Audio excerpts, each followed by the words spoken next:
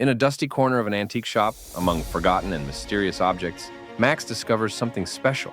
Among the old clocks and rusty mechanisms, his attention is drawn to an unusual clock, shrouded in a thin layer of dust and secrets.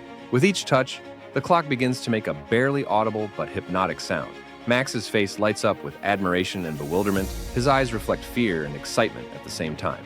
How long have they been lying here? Who did they belong to? Max ponders.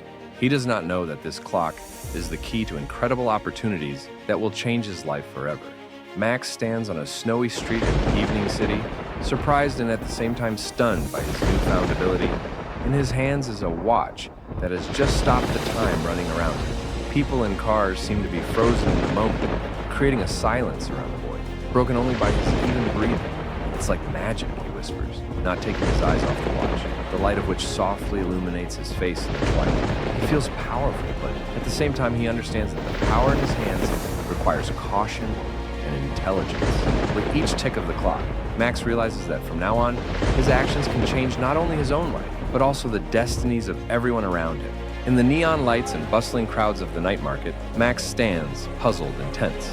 His eyes reflect worry. Time around him is starting to act unpredictably. Sometimes it slows down to a complete stop. Sometimes it speeds up, causing chaos among unsuspecting passersby. Why is the clock acting so strange, Max thinks, replaying the recent events in his head. With each unstable moment, his anxiety grows. He feels like something inevitable is approaching, something that could get out of control. Max realizes that every moment he changes has its consequences, and now he must find a way to restore order before time gets out of control altogether.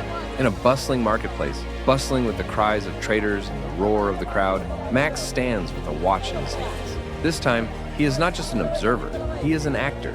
He sees a small boy running towards the road, not noticing the approaching bus. Without a moment's hesitation, Max activates the watch. Time freezes around him and everything seems to move in slow motion. I must be careful with this power, Max thinks as he quickly approaches the boy and pulls him away from danger. Resuming the passage of time, he watches as the world returns to its normal rhythm, unaware of what has just happened. In that moment, Max realizes the depth of his responsibility.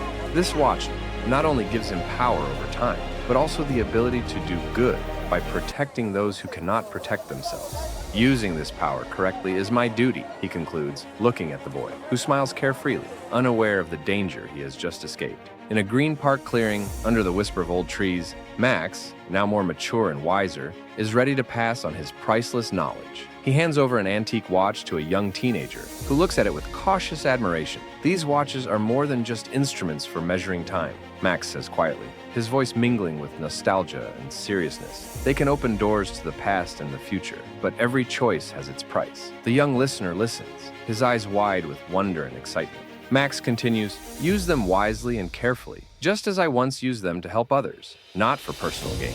Max holds out the watch, and their hands touch. It is a moment full of symbolism, the transfer of knowledge and power from one generation to the next. Now it's your turn to learn how mastering time can change the world, Max finishes, leaving the young heir with the watch sparkling in the morning sun.